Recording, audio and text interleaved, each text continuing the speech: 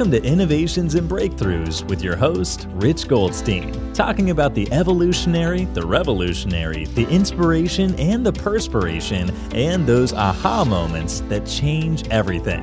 And now, here's your host, Rich Goldstein.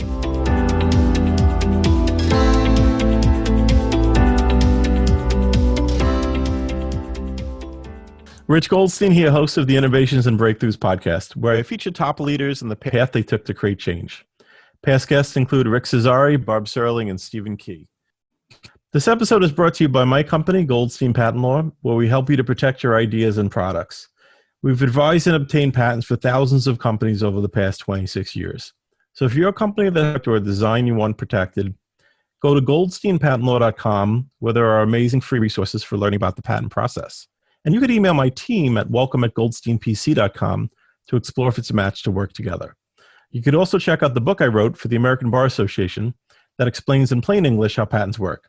It's called the ABA Consumer Guide to Obtaining a Patent. I have here today David Wilmot.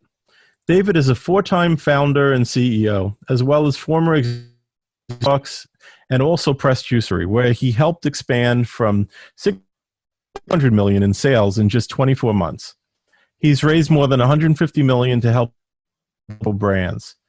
David is a mission-driven entrepreneur in that any venture that David gets involved in at its core.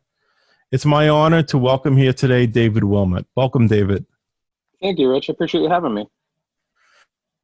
My understanding is that in growing up, you didn't have many advantages, and you to put it lightly, you were poor. You described yourself as coming from a poor background, but you ended up in entrepreneurship at the helm of some significant companies. Mm-hmm. So, I mean, tell me a bit about background and how you took a path to entrepreneurship.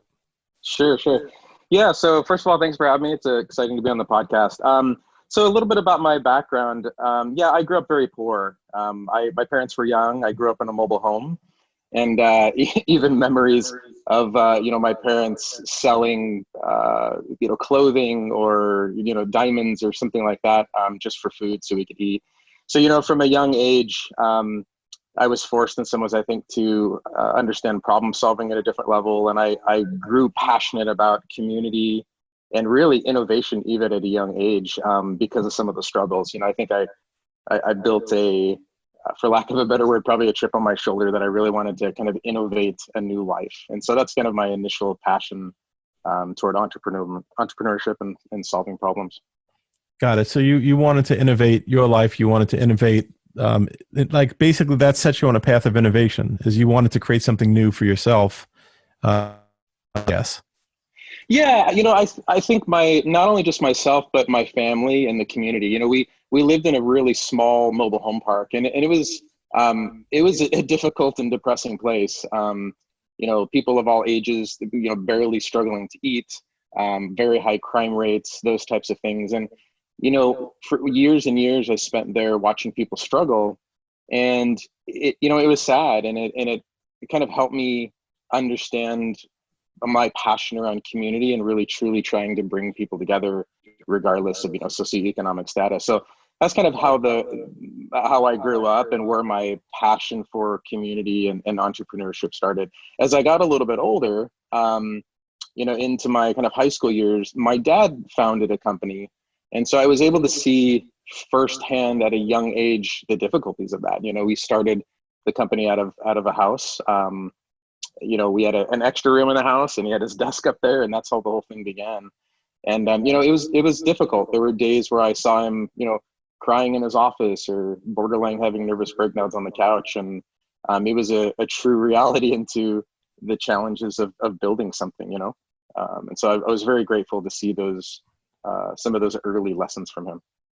Wow, that's amazing. So your father really started the path entrepreneurship there. Like he founded his own company, and he went through those struggles, and I guess that showed you that it wasn't all entrepreneur, right? Like that there were real struggles and there were real challenges, and so I guess as opposed to a lot of young entrepreneurs who just see the kind of other people with startups and seeing startups explode and do so well, and like it's like logic. Kind of you went in there knowing what it was like, and so it only got better from there. Right. Yeah. As a student, I wasn't the greatest student. I was somewhat out of the box and continued to challenge people and to challenge teachers and to push back. And so, I think from a young age, kind of that entrepreneurial gene, if you want to call it, was definitely in our bloodline.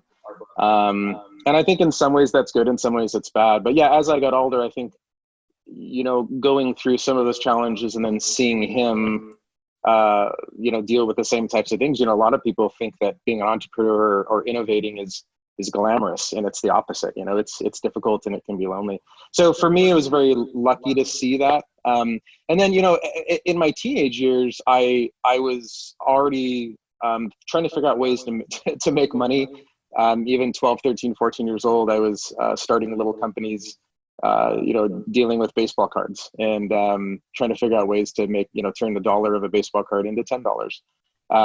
And then, I started a fish hatchery in my parents' basement where we were making money that way. So yeah, I think from a young age, it was always kind of this obsession that I had to ultimately, figure out how I can build things and create things. And I always loved bringing people together for those ideas. Yeah, and it seems community has been at the center of that you've done. And we'll talk about Tuli a bit later, but first I want to ask you about, so you were involved in a few other businesses, including Starbucks. So how did you get involved to be an executive at Starbucks? Sure. So good question. As I got a little bit older, I founded a couple of companies and sold those companies. And at about 24 years old, I was, I call it a quarter life crisis. I had made, some money. I had a house and nice cars and kind of, I was living a good life, but I was not satisfied internally. And I felt like I needed to, I think, learn a new level of humility and to be able to learn a different type of business. And so, yeah, I met my my now wife. We've been married for a while, and she actually worked at Starbucks at the time. And she said, "Hey, why don't you come and see if you like it?" So, at the time, I was unsure, but I started over there as a barista and working kind of part time. I had some money coming in from my other business sales, and so I went over there. I was making coffee and cleaning bathrooms and the whole deal. And it was an incredible journey. I think, the first year there, I came in with, I would say, some arrogance, and I was very quickly humbled. And, Starbucks did a really great job of teaching me, humility. And I had some really great mentors and leaders over there that really challenged me to think about, I think, community in a different way, to think about, why I was doing things. So specifically, it's one thing to get a result, but how you get the result is a totally different thing. And then the types of people that you impact along the way and the types of people that you can bring along with you. So Starbucks was great for that. So, I was able to move up through the ranks there. I spent some time on some different teams over there, operations teams. I did some stuff on lean teams and it was great. It was a lot of fun. I met some wonderful people over there and it was a great journey for about 7.5 years. Very thankful. Very cool. And then juice. So you went from coffee to juice, right? Right. So how did that happen? How did you end up in the juice business? Yeah. So, when I left Starbucks, I was, kind of debating if I wanted to found another company, and I had an opportunity to join the team over at Press Juicery. Press Juicery was a kind of small but growing press juice company. And at the time, juice was very much a commodity, but the brand was beautiful. And, I believed very much in the founder. So when I joined the company, I took over operations and sales, kind of the front end of the business. And it was bumpy. There was some volatility at the time, like with any startup. And there was kind of, two roads. There was like, if we don't fix this and get things moving in the right direction, we didn't know what was going to happen. And we all came together and we were able to kind of, right the ship, which was excellent. We had some very brilliant people over there, working on processes and different kinds of innovations over there. And yeah, we were able to have some success over there, which is great, and started a national expansion from Hawaii to New York in partnership with Costco. Yeah. So I guess what was the opportunity when you came in there and you saw that things were going okay, right? But there was an opportunity for something bigger that you were able to right the ship and aim toward. What was the real opportunity that you saw in the juice business? Mm-hmm. Yeah, the founder had a brilliant eye for just aesthetics, design, and he was an excellent marketer and salesperson. And we had a COO over there that was also equally as brilliant in different ways. And so, the executive team, we came together to to really kind of understand, how do we scale this thing? Because there's lots of juice out there. You can buy juice at any retail company. You can buy it at any grocery store. So the questions were, how do we solve a few of these issues, from price point to getting people to drive over to a location, get out of their cars, things like speed, right? Those types of things. One of the things that the company was working on that is still a spectacular product today was a product called Freeze. And so when we looked at the business, the innovation was specifically, how do we innovate consistency inside of the stores from an operational standpoint, but also be able to innovate on some of the product that would bring people in consistently and deliver a product to customers that was a different kind of product versus something you'd find on the shelf, right? That wasn't a commodity. And so we had an excellent head of product over there. The product team created a soft serve similar to yogurt, but it completely, all fruits and veggies. It was excellent. And what that did is it stabilized kind of the customer experience. So we would see these swings with juice on certain days. And that product stabilized kind of the traffic flow, which made operations easier, controlling labor, those types of things, really simplified. So, it was a really innovative thing. We had to work with different companies to customize, yogurt machines, what the product team did. And then think about, how do we market it and how do we execute it from an operations standpoint, right? Speed, those types of things. So it was a big, I think, step for the company. I left the company and they continue to innovate. There's a great team over there, but the innovation was a huge part, I think, of the company's success. What role did IP play in that innovation and in your positioning of the company among the competition? Sure. I think anytime that you're innovating food and beverage, there's, obviously you've got, whatever goes into that particular product was just part of that IP. But a lot of it is, how is that product produced? Things like shelf life, right? Consistency. So the IP was important because we were the only company at the time innovating on a completely fruit and vegetable based soft serve. There's a ton of other products out there, right? Yogurts and all that. And, they're filled with chemicals and colors and all that stuff. So the fillers in those products bring consistency to the product, like out of a soft serve machine. So when you take those fillers out, you lose that consistency. So the team that was innovating on this, we had to, find a way, how do we do this in a healthy way and still have it be consistent when, veggies and fruits are not consistent. So that was part of the team that was producing the product to be able to deliver a consistent product all the time. And then we worked we worked with a couple of different companies to actually have the soft serve machines customized for us, so they would be able to handle this type of product. So the temperature in which that it's served at, all those types of things are part of the IP, and we're really trade secrets to some extent to bring that product to market.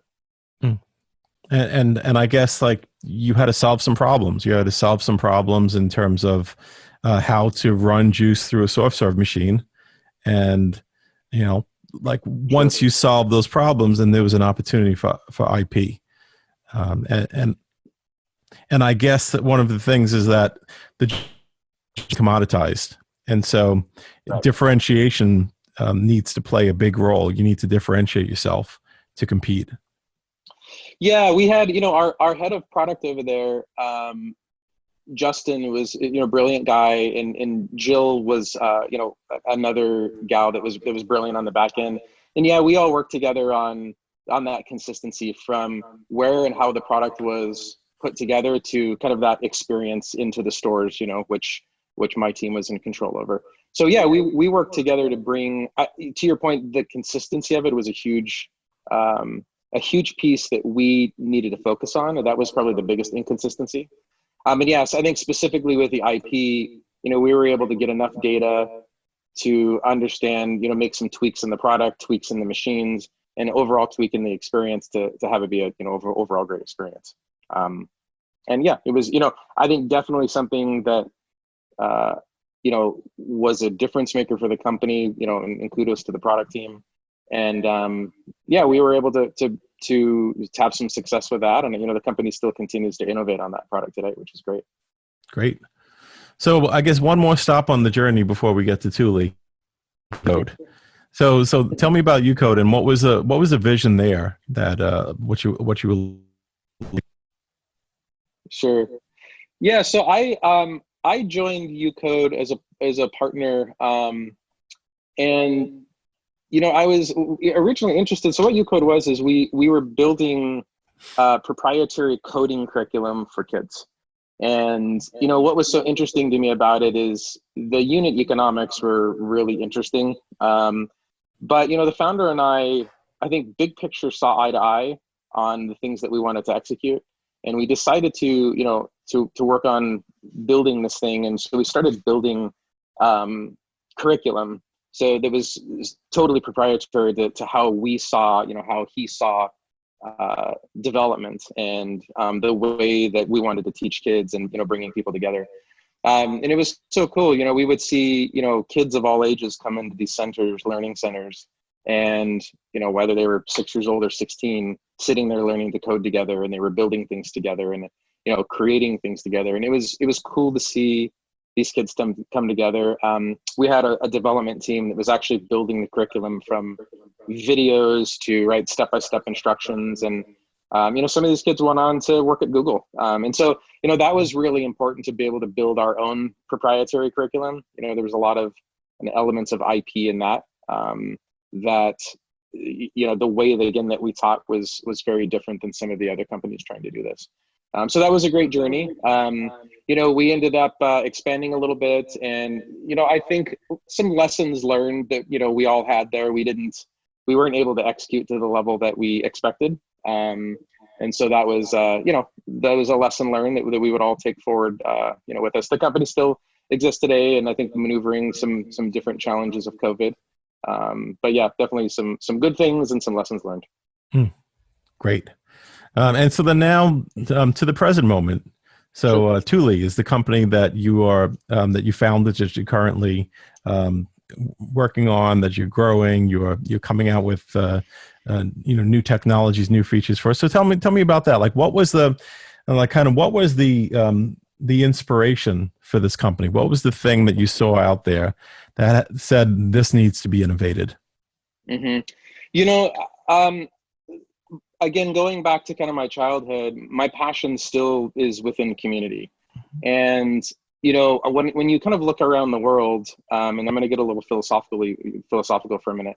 I love philosophical. Good. Go for it.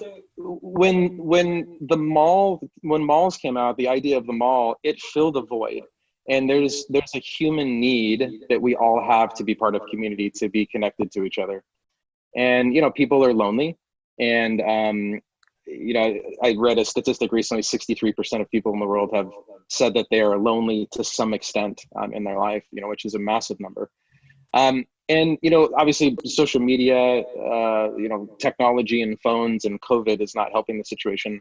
And so now that you're seeing, malls die off, you're also seeing some elements inside of the mall die off. And so specifically, when I would go to the mall with my mom, I would go to connect with her. I would go to have fun, and we'd walk around and we'd talk, and we'd go to the food court. And, she used to love to window shop, and she'd run into friends over there. And right, it wasn't even always about buying things. It was about, being together. It was about community. It was about connecting with other people.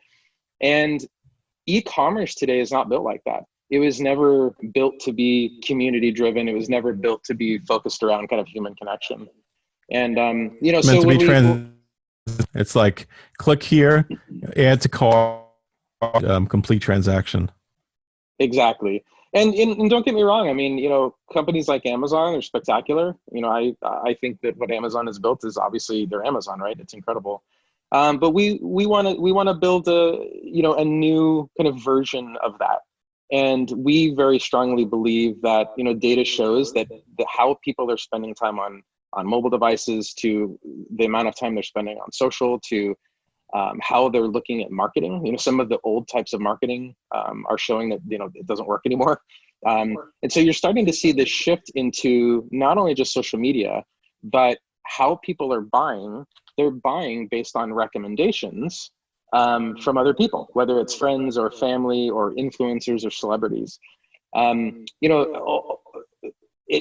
not the days of like visiting, some sort of .com are that world is changing, and they're starting to shift over to more type community, community technology. So when we built this, our passion was, how do we really solve community shopping, social shopping? So we built Tuli. Tuli is a social shopping platform. It's pickup and delivery technology. We have a white label solution for malls and multi-unit operators, things like that. But at the heart of what Tuli is, it's really about connecting with people. You can, of course, log on and shop from shoppable posts and make recommendations. And so the idea is, when you go onto Tuli, you're pulled straight into the Tuli shoppable feed, and you'll be able to, search for products and see products that other people are posting, family members, celebrities, some of your favorite shops. It's curated, so you're not going to find, commodities on there. For the most part, it's a very curated kind of cool community. And so, we're not done yet. In the next year, we have a lot of innovation coming, different types of video shopping. We're working on, AR and VR type things for what we believe is the future of commerce. We're working on different types of closed group shopping communities, cool group events where you can, if you buy something and 10 of your friends buy something, you get the products for free. So there's some kind of cool, neat things, but I think at the core of it, we really want it to be mission driven, and we want to bring people together. And of course it's shopping, right? But, similar to the mall, we want to be able to inspire people and have Tuli be a community that's inclusive, welcoming, open to anybody all over the world that's looking for that, if that makes sense. Got it. So it really is about building community, and kind of seeking to bring the warmth of retail, right? I don't know if retail is typically described as warm, but the warmth of our experience of being like with our family, with our friends, going to the mall, seeking to bring that into what's more of an e-commerce age. Yeah, I've had some friends that have been, some of the executives at companies like DoorDash. And look, DoorDash is a great company. They've built a great product. Obviously, they just IPO'd for a lot of money, and I'm happy for them. But again, it's very transactional. And so, we acknowledge that we're trying to solve a big problem. Bringing warmth and community and human connection to e-commerce is a hard thing, and it hasn't been solved yet. Instagram just launched, their Instagram shops, which is part of what we're working on. And, Instagram's done a lot of great things too. I think that they've missed the mark, as big as and awesome as Instagram is. I think there's still large opportunities there. So yeah, this is what our team is focused on. I think we're working on solving a huge part of that problem. I don't think we've solved it all yet, obviously. There are still some things there that we're working on. Again, how do you create a digital community where people feel kind of truly, connected to one another? In a mall, you could go and you can sit at the food court and you can talk, right? Well, on Tuli, we're one of the only companies where you can shop from shoppable posts, but we also do food, and we're working on an integration with DoorDash. So you can actually order food inside of Tuli, have the food deliver to your house, and continue shopping with friends and family, which we think is really, really cool. but yeah, I think that there's some elements in there that we're still innovating on how to, warmth.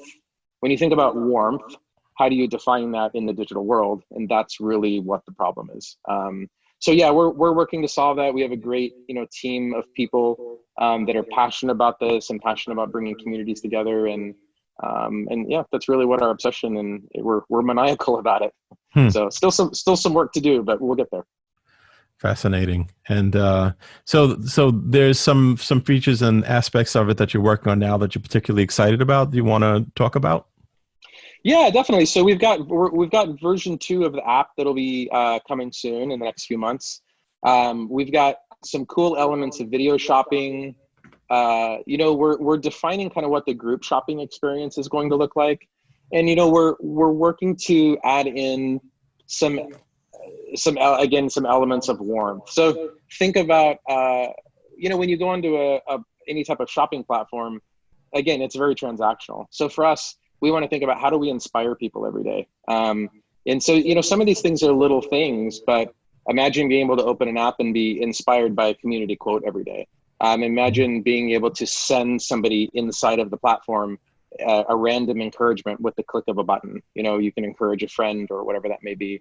Not only can you follow, influencers and celebrities that you love, but in some cases you can actually, talk directly to them or be in, a virtual shopping experience with them that's maybe closed to 10 or 20 of them to be able to build a relationship with some of these people.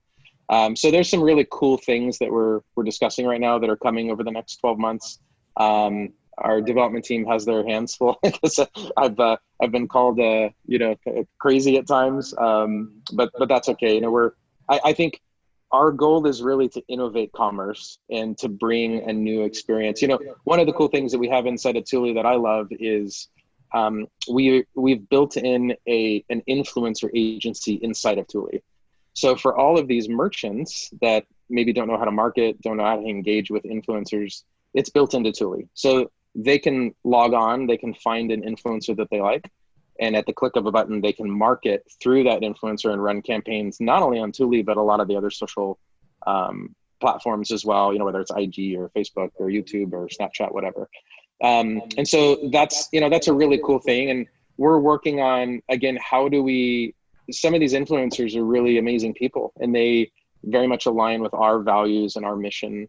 And so we're working on how do we, instead of making that just a transaction where somebody says, hey, go buy this purse, that's really amazing. How do we bring warmth to that experience? How do we bring human connection to that experience? So I can't share everything because we're working on it right now, but those are some of the problems that we're trying to solve right now. Well, no, that's amazing. I mean, that really captures the spirit of what you're doing, which is creating community using tech, and bringing warmth to the e-commerce shopping, or to creating an e-commerce shopping solution that creates community at the same time. And I think that's amazing. And I think that only happens when you're mission driven. Thanks, Rich. Yeah, I mean, look, man, our team loves what we do. And, when I'll get philosophical on you again for a minute, but, when I think about, there's a lot of different religions and beliefs on why we're all here, right? Nobody really knows. But at the end of the day, when I think about my life journey and my legacy or my family's legacy, we want at Tuli, and for myself personally, I want to uplift people's lives. And I want people to have a better life because of something that I can share or something that we can build as a team. And that's really kind of what drives us, It's not really the money. I've had a lot of money in my life and a little, and I'm not any happier either way. And so at the end of the day, yeah, I mean, we really want to build something that we can be proud of. Our, obviously my family, our kids, those, can be proud of, but I think more importantly, that really connects people. And, I think there's some different things that we'll launch in the next 12 months that we'll see more of that come to fruition.